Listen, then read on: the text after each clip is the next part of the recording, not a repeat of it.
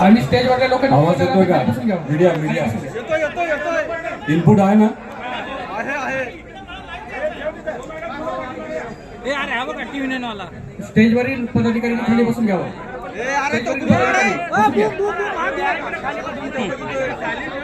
स्टेजवरील पदाधिकारी खाली बसून घ्या. कशाला पाहिजे आता मग टाका सगळ्यांची ठेवा ना. आज आम्ही सर्वजण विठोबारायाच्या या पवित्र भूमीमध्ये, जी भूमी विठोबारायांच्या विचाराने, स्पर्शाने व सर्व संतांच्या चांगल्या विचाराने आणि ताकदीमुळे ही भूमी पवित्र झालेली आहे. लाखो करोडो लोक, ते सुद्धा सामान्य परिवारातले, विठोबारायाचं दर्शन घेण्यासाठी हजारो किलोमीटरवरून या ठिकाणी येत असतात.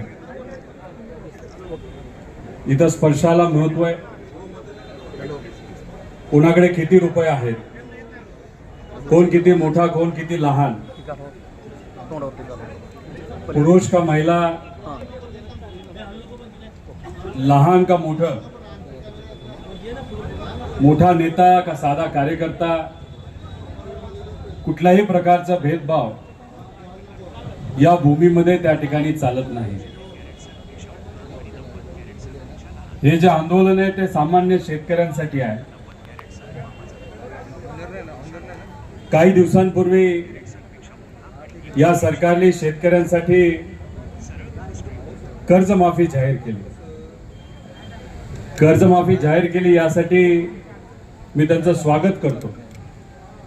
पण जी कर्जमाफी जाहीर केली त्याच्यामध्ये अशा काय अटी टाकण्यात आलेल्या आहेत ज्याच्यामुळे शेतकऱ्याला या कर्जमाफीचा फायदा होणार नाही. याला कर्जमाफी म्हणता येणार नाही, पण कर्ज वसुली नक्कीच याला आपल्याला म्हणता येईल. ते कसं मी थोडक्यात तुम्हाला सर्वांना सांगितलं. पण या पवित्र भूमीमध्ये कोणालाही प्रवेश आहे. कोणालाही, कुणीही कितीही ताकदवान असेल, सत्तेत असू द्या नाही तर काही असू द्या, कोणालाही इथं थांबवता येत नाही. पण हे शेतकऱ्याचं जे आंदोलन,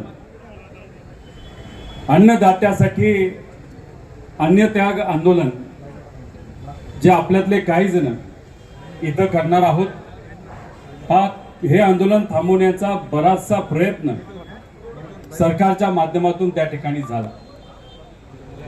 सोलापूर जिल्ह्यातले अधिकारी असतील, प्रशासन असेल व इथले स्थानिक प्रशासन असेल, तरी नक्कीच आपल्याला सहकार्य केलं त्यांना जमेल तेवढं.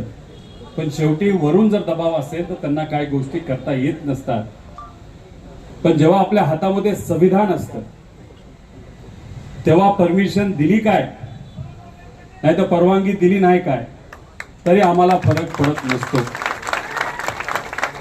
साने गुरुजींनी अनेक वर्षांपूर्वी इथे याच भूमीमध्ये परवानगी न घेता सामान्य लोकांसाठी एक आंदोलन केलं होतं आणि ते यशस्वी आंदोलन झालं होतं. कालच त्यांचा स्मृती दिन होता. साने गुरुजींचा विचार पुढे घेऊन आम्ही सर्वजण चाललो आहोत. महामानवांचा विचार, श्री शाहू फुले आंबेडकरांचा विचार, पुण्यश्लोक अहिल्यादेवी होळकरांचा विचार, हा विचार घेऊन आपण सर्वजण पुढे चाललेलो आहोत. संतांचा विचार पुढे घेऊन चाललेलो आहोत. आणि हे असताना आम्हाला जर कुणी इथं थांबवण्याचा प्रयत्न करत असेल तर आम्ही कदापि ते सहन करू शकत नाही आणि आम्ही ते ऐकणारही नाही. आम्ही परवानगी न देता सुद्धा आपण हे आंदोलन इथं करत आहोत. खरं तर मला प्रशासनाला अजून एक विनंती करायची आहे की इथं तमाशा सुरू नाही. सहसा गावामध्ये एखादा तमाशा नाही तर नाच गाणं जर सुरू असेल तर पडदा लावला जातो. पण हे आंदोलन सामान्य लोकांना दिसू नये म्हणून इथं तमाशाला जसं कापड लावलं जातं, नाहीतर त्याला आपण कणात जी इथं लावली गेली आहे ती कृपा करून पुढच्या काही मिनिटांमध्ये त्या ठिकाणी काढण्यात यावी. कारण इथं तमाशा चालला नाही, पण सरकारने जे काही चुकीचं धोरण या महाराष्ट्रामध्ये केलेलं आहे त्यामुळे सामान्य लोकांच्या जीवनामध्ये मात्र तमाशा झालेला आपण सर्वजण बघू शकतो. काही लोक इथे येणार आहेत, हजारो लोक येणार आहेत आणि त्याच्या समोरच जिथं आपण आंदोलन करत आहोत छत्रपती शिवाजी महाराज यांच्या नावाने या चौकाला ओळखलं जातं, तर तिथे तर तुम्ही गटर सोडत असाल तर तेही मला असं वाटतं ते योग्य नाही, चांगलं दिसणार नाही.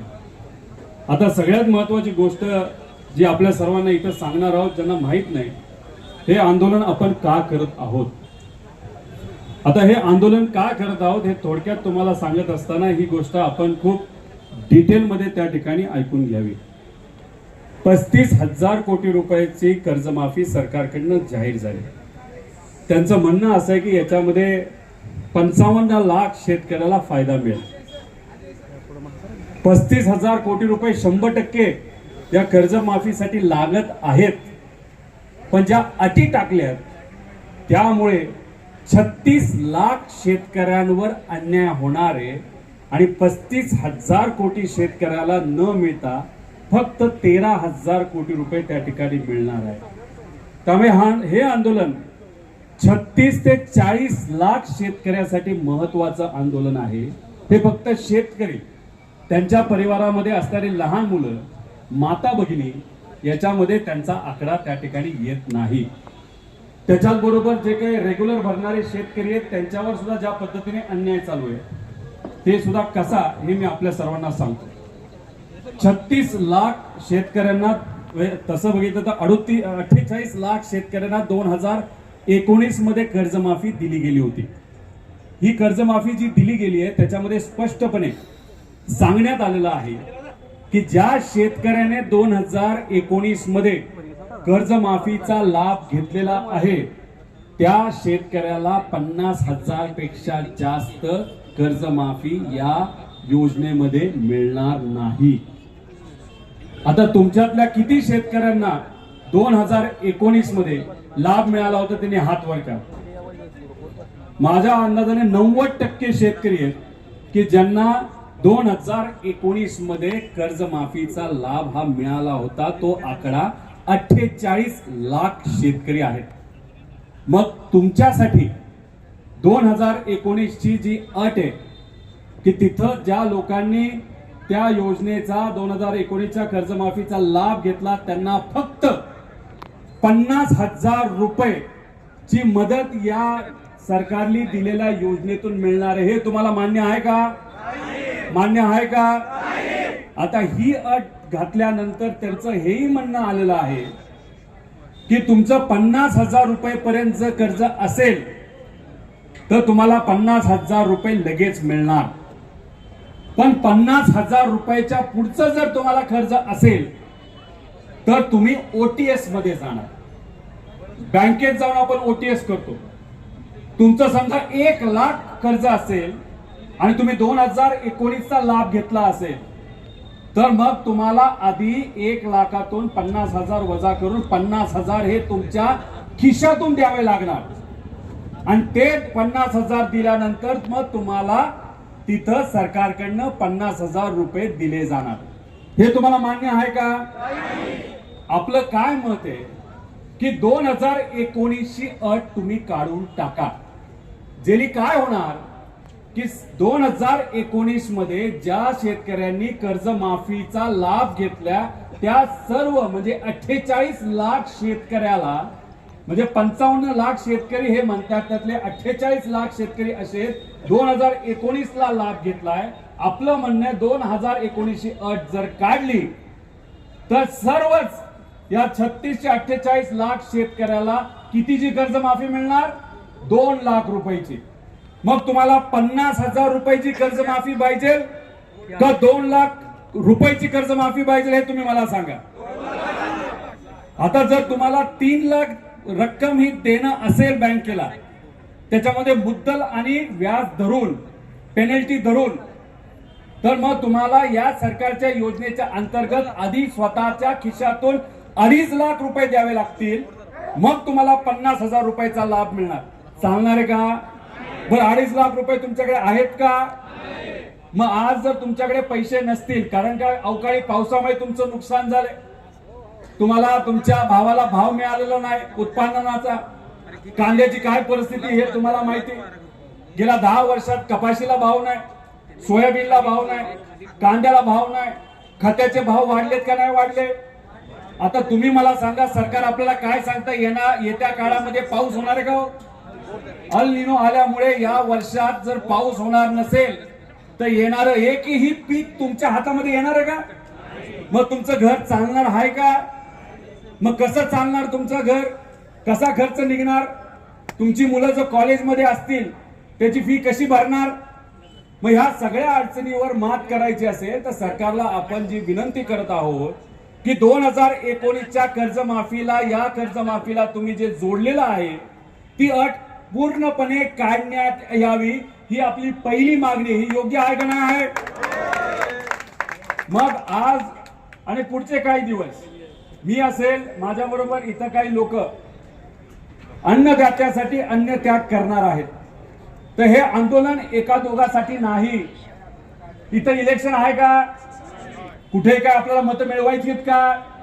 पण ही अडचण शेतकऱ्याची आत्ता जर नाही सोडवली तर पुढचं वर्ष आपल्या शेतकऱ्याचं अतिशय अडचणीचं जाऊ शकतं. म्हणून हे आंदोलन आपण इथं करत आहोत. आणि ओटीएच्या बाबतीत सुद्धा जी दुसरी अट आहे त्याच्यामध्ये सुद्धा 2019ला आपल्याला जोडण्यात आलेलं आहे.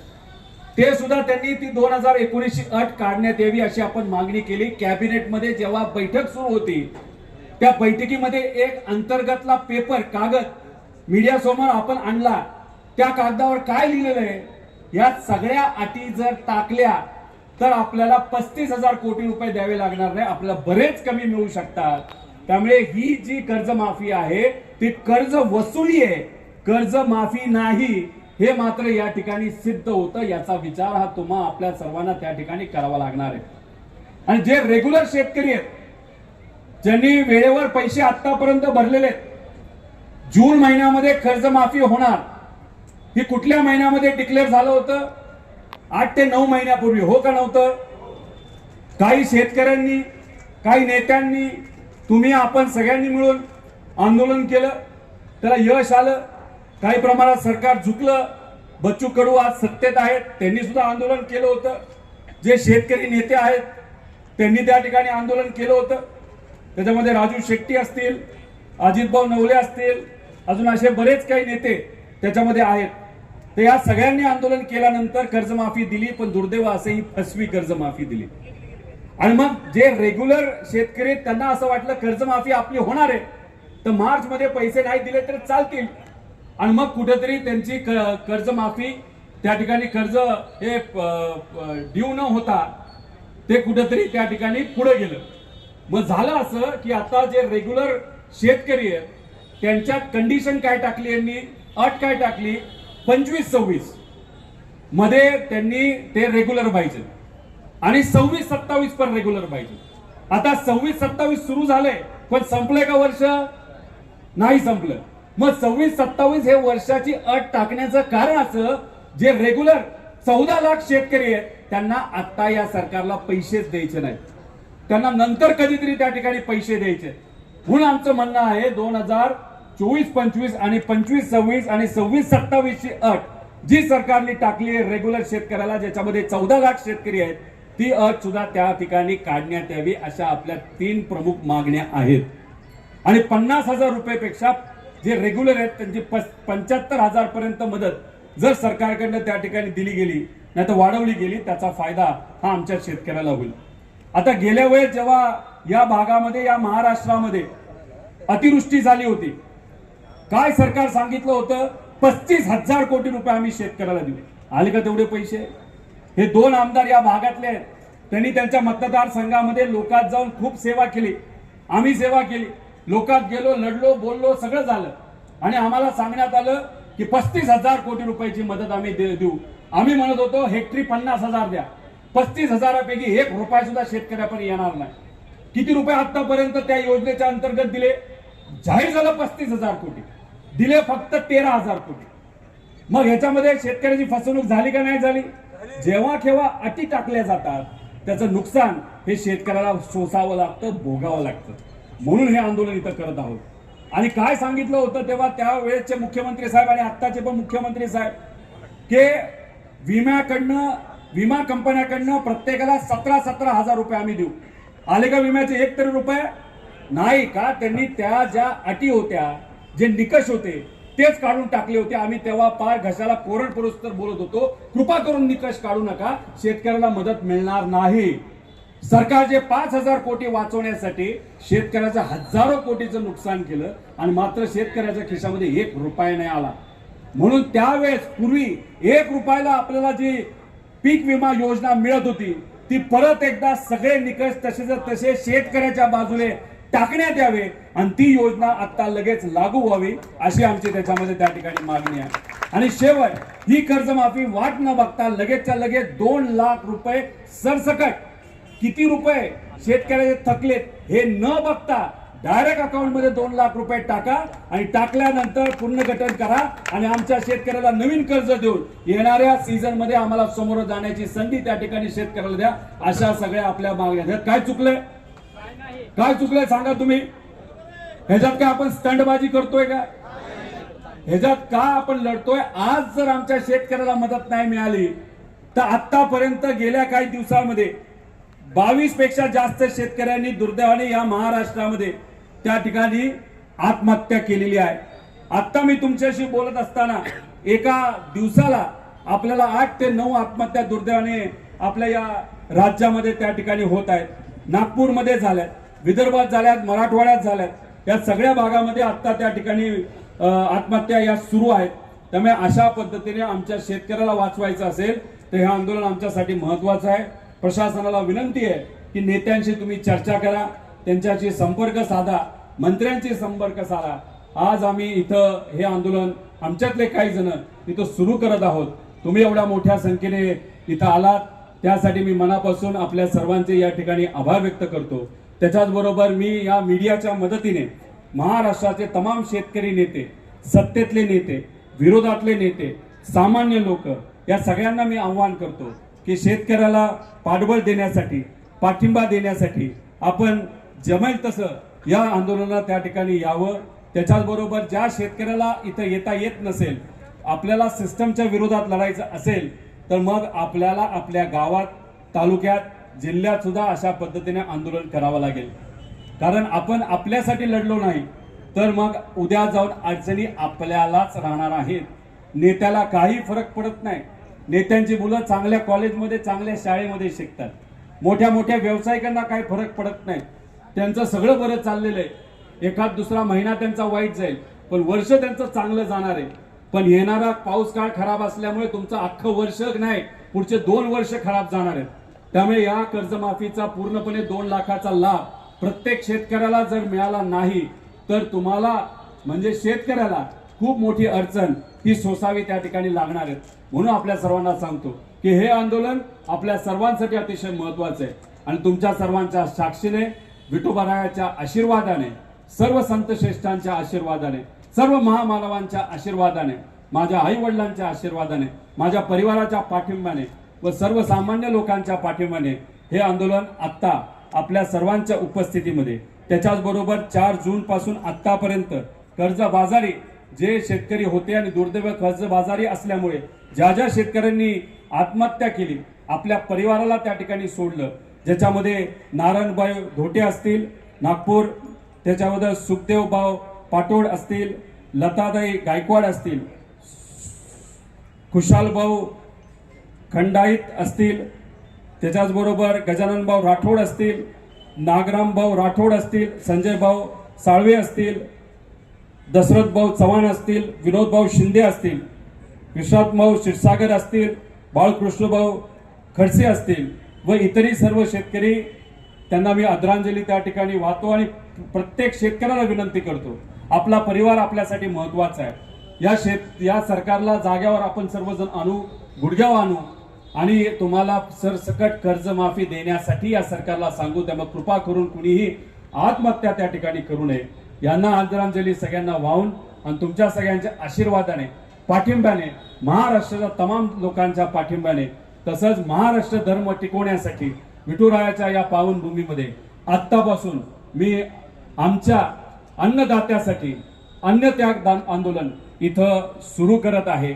आता सरकारकडे खरं तर निर्णय गेलेला आहे की या आंदोलनाला असंच वाढवत ठेवायचं शेतकऱ्याला असंच अडचणीत त्या ठिकाणी ठेवायचं का आमच्या अन्नदात्याला त्या ठिकाणी सहकार्य करायचं. त्यामुळे सरकारने या बाबतीचा योग्य असा विचार तिथं करावा अशी मी विनंती या सरकारला करतो. त्यामुळे 36 लाख शेतकऱ्यांच्या वतीने आणि शेतकऱ्याला न्याय मिळाला तरच मजुराला न्याय मिळणार आहे, ग्रामीण अर्थव्यवस्थेला न्याय मिळणार आहे. ग्रामीण अर्थव्यवस्था चांगली राहिली तरच शहराची अर्थव्यवस्था ही चांगली राहणार आहे, तरच देशाची आणि राज्याची अर्थव्यवस्था चांगली राहणार आहे. त्यामुळे हे आंदोलन हे अख्ख्या महाराष्ट्राचे आहे, सामान्य लोकांचे आहे आणि या आंदोलनामध्ये आमच्या बरोबर अनेक लोक सहभाग घेत आहेत. जे सहभाग घेतात त्यांचं मी मनापासून आभार व्यक्त करतो. या स्टेजवर जे माझ्या बरोबर पुढचे काही दिवस इथं अन्नत्याग आंदोलन करणार आहेत त्यांनीच कृपा करून म्हणजे मोठे नेते सोडून जे कोणी इथे माझ्याबरोबर आंदोलन करणार आहेत, जे उपोषण करणार आहेत, अन्नत्याग करणार आहेत त्यांनी या व्यासपीठावर त्या ठिकाणी थांबावं. त्याच्याचबरोबर आपल्याला आध्यात्मिक मार्गदर्शन करण्यासाठी इथं काही हबप महाराज इथं आलेले आहेत, त्यांचं मी मनापासून स्वागत करतो. त्यांनी केलेलं मार्गदर्शन आमच्या सर्वांसाठीच प्रेरणादायी इथं असेल. सर्व इथं असणाऱ्या मीडियाचे मी आभार व्यक्त करतो. तुम्ही सहकार्य करतात, तुम्ही हा विषय लोकांपर्यंत नेता, सरकारपर्यंत नेता, म्हणून कुठे ना कुठेतरी सामान्य लोकांचा फायदा होतो. काही दिवसांपूर्वी लातूर मध्ये असणाऱ्या एका शेतकऱ्याकडे बैल नसल्यामुळे स्वतःच्या पत्नीला नांगर तिथं ओढावा लागलं.